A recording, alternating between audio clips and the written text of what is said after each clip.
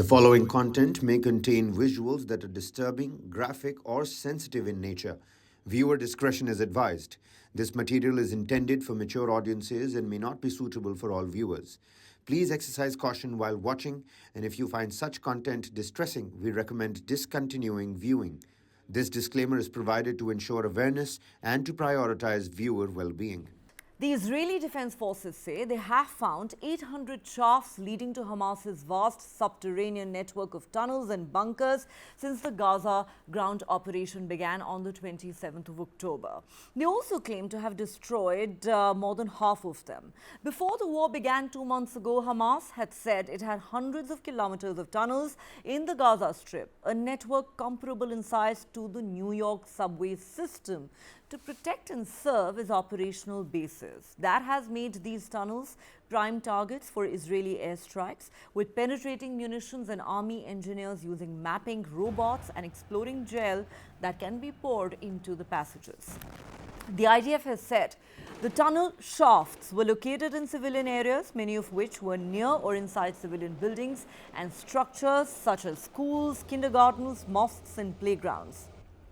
Of some 800 shafts discovered, the military says 500 have been destroyed using a variety of operational methods, including by detonation and by sealing off. They say many miles of main tunnel routes have also been destroyed.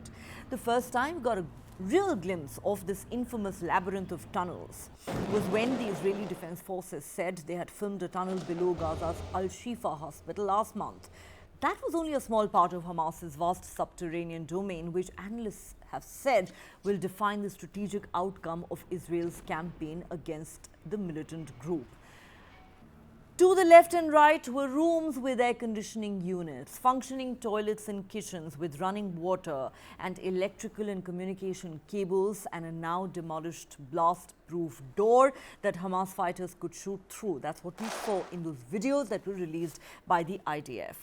The drive to root out Hamas fighters and weaponry in Hamas's tunnels and demolish the network itself is one reason why the Israeli military is pressing on with its punishing offensive after a week-long truce, despite growing international pressure over the bloodiest Israeli-Palestinian conflict in decades.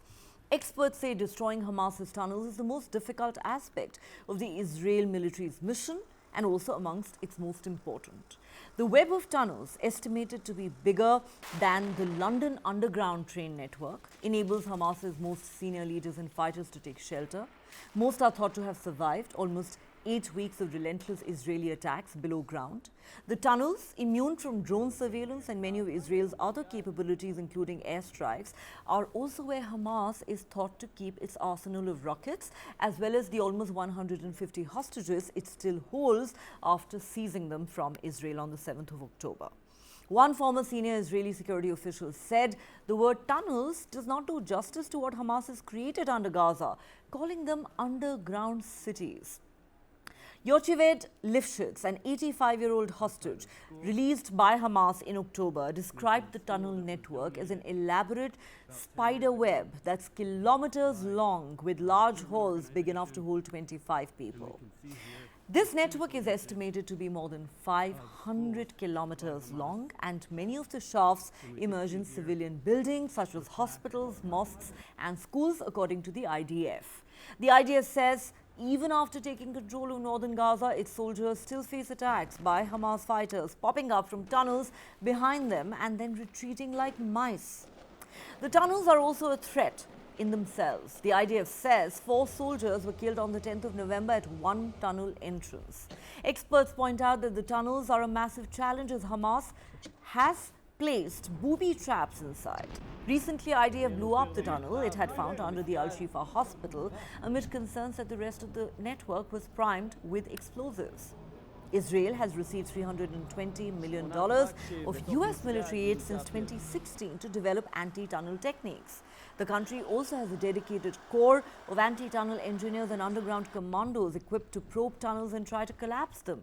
But to preserve soldiers' lives, the IDF has relied more on tunnel dogs, robots, and drones. Tunnels are an ancient war-fighting technique. Jewish rebels used them in a famed revolt against the Roman rule 2,000 years ago, as did the Viet Cong fighters who ultimately beat the US forces in the Vietnam War.